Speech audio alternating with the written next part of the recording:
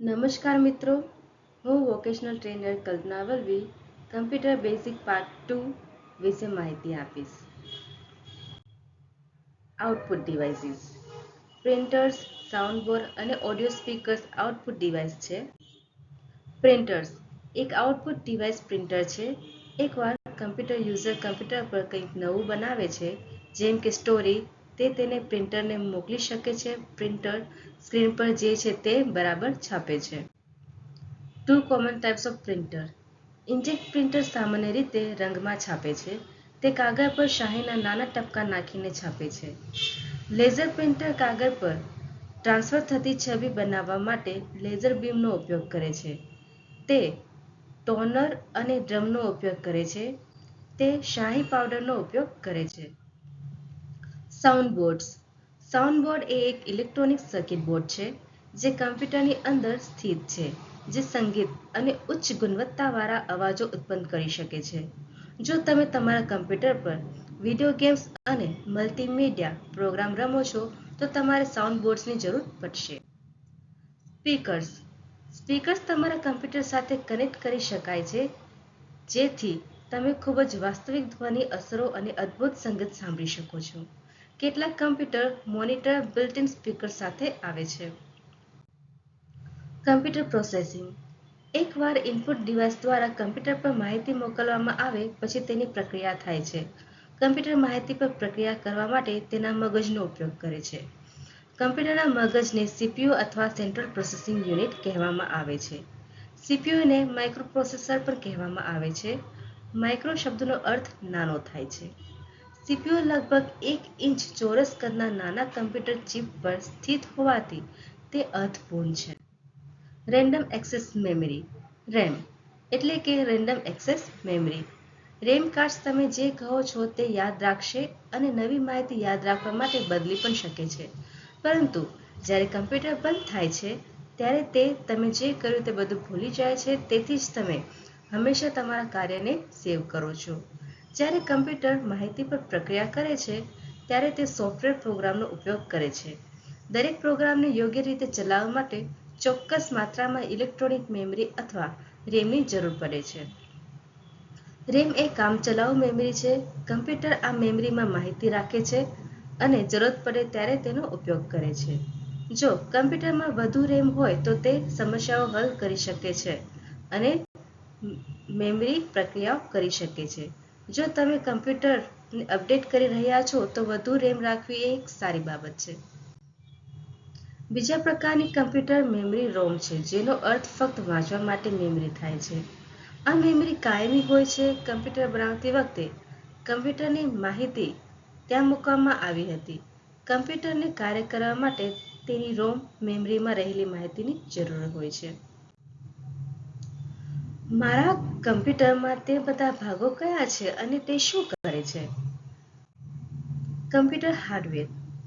Hard drive, motherboard, sound card અને video card, memory card, power supply, NIC card અને BIOS. Hard disk drive. Hard disk drives magnetic recording તકનીકોનો ઉપયોગ કરે છે.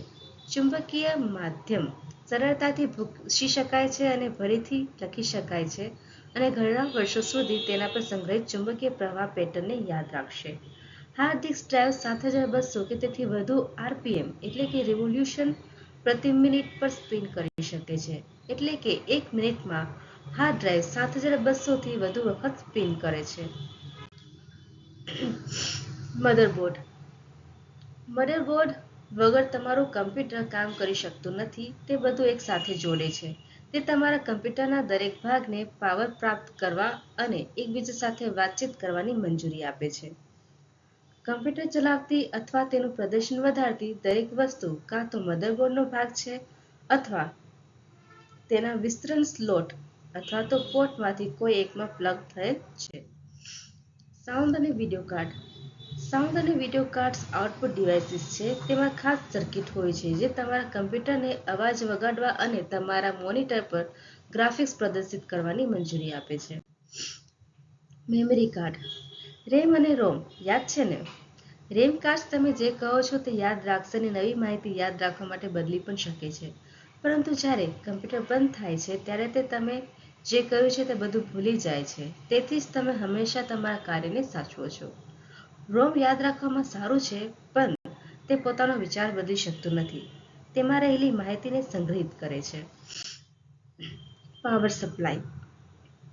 જો કોઈ એક ઘટક કમ્પ્યુટરના સંચાલન માટે એકદમ મહત્વપૂર્ણ હોય તો તે પાવર સપ્લાય છે. તેના વિના કમ્પ્યુટર ફક્ત પ્લાસ્ટિક અને ધાતુથી ભરેલું બોક્સ છે. પાવર સપ્લાય તમારા ઘર અથવા શાળામાંથી વૈકલ્પિક પ્રવાહ એટલે કે ઓલ્ટરનેટ કરંટ લઈને કમ્પ્યુટર દ્વારા જરૂરી ડાયરેક્ટ કરંટમાં રૂપાંતરિત કરે છે. પાવર કોર્ડ અને કુલિંગ ફેનને કારણે તમે તમારા કમ્પ્યુટરના પાછળના ભાગમાંથી પાવર સપ્લાય જોઈ શકો છો. કમ્પ્યુટર ઘણી ગરમી ઓલવે છે અને તેને વધુ ગરમ ન થાય તે માટે પંખાની જરૂર પડે છે. Network interface card. NIC card તમારા કમ્પ્યુટરને અન્ય કમ્પ્યુટર સાથે વાત કરવાની મંજૂરી આપે છે. CAT5 નામનો કેબલ એનઆઈસી કાર્ડમાં પ્લગ થયેલ છે અને પછી તમારા કમ્પ્યુટરને નેટવર્ક સાથે જોડી શકાય છે અને ઇન્ટરનેટ પર હોઈ શકે છે. બાયોસ ચિપ મતલબ કે બેઝિક ઇનપુટ આઉટપુટ સિસ્ટમ એ ખૂબ જ મહત્વપૂર્ણ કમ્પ્યુટર ઘટક છે.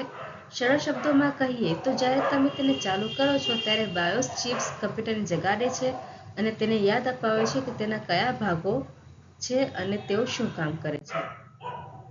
બાઇટ્સ, કિલોબાઇટ્સ, મેગાબાઇટ્સ અને ગીગાબાઇટ્સ. હવે બાઇટ એટલે શું? 8 બિટ્સ બરાબર 1 બાઇટ. કિલોબાઇટ એટલે 1000 બાઇટ્સ.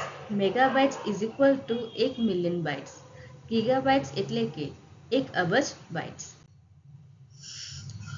મેં તો શબ્દો સાંભળ્યા છે, પણ બાઇટ્સ શું છે? તમારા કમ્પ્યુટરમાં ફરતી બધી માહિતી બે આદેશો પર આધારિત છે. બસ ફક્ત બે આદેશો ઓન અને ઓફ છે. તેમને 1 અને 0 દ્વારા પ્રતિક્રિયાિત કરવામાં આવે છે. કમ્પ્યુટર ફક્ત ચાલુ હોય ત્યારે 1 અને બંધ હોય ત્યારે 0 જેવી માહિતી સમજી શકે છે. શ્રેણીમાં આપેલા તે બે આદેશોના લાખો સંયોજનો તમારા કમ્પ્યુટરને કાર્યરત બનાવે છે. તમારા કમ્પ્યુટરમાં મેમરી ચિપ્સ હજારો નાનો ભાગોમાં વહેંચાયેલી હોય છે જેને બિટ્સ કહેવામાં આવે છે. દરેક બીટમાં ઇલેક્ટ્રોનિક સ્વિચ અથવા ગેટ હોય છે. ઓન એટલે કે ગેટ ખુલ્લો છે અને વીજળી પસાર થઈ રહી છે. યાદ રાખો, કમ્પ્યુટર નંબર 1 તરીકે બિટ્સ અથવા સ્વિચ ખોલે છે અથવા ચાલુ વાંચે છે. વીજળી અંદર જઈ શકતી નથી, તેથી તે બંધ સ્વિચ છે. કમ્પ્યુટર બિટ્સ વાંચે છે અથવા તો 0 તરીકે સ્વિચ કરે છે. આ બિટ્સને એકસાથે જૂથબદ્ધ કરીને 1-0 આદેશો બનાવીને ડેટા રચાય છે. બાઇટ યાદ છે? 8 બિટ્સને એકસાથે જૂથબદ્ધ કરીને 1 બાઇટ બનાવવામાં આવે છે.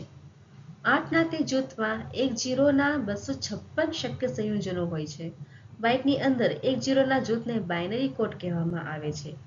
બાઇનરી કોડ એ કમ્પ્યુટરની ભાષા છે.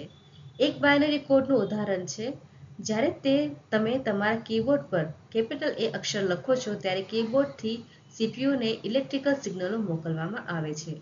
સીપીયુ સિગ્નલોને બાઇનરી કોડમાં ફેરવે છે, પછી કમ્પ્યુટર કોડ વાંચે છે અને તેને A અક્ષર દર્શાવવા માટે મોનિટર પર મોકલે છે. આ બધું એક ક્ષણમાં થાય છે. તો મેગાબાઇટ્સ અને ગીગાબાઇટ્સનું શું? 1 મેગાબાઇટ એટલે 10 લાખ બાઇટ. તેથી 512 મેગાબાઇટ રેમ ધરાવતું કમ્પ્યુટર એટલે કે 512 મિલિયન બાઇટ રેમ સંભાળી શકે છે. હાર્ડ ડિસ્ક સ્પેસ પણ બાઇટ્સમાં માપવામાં આવે છે. તેથી 200 GB હાર્ડ ડિસ્ક ડ્રાઈવમાં મેમરી સ્ટોર કરવા માટે 200 અબજ બાઇટ્સ હોય છે.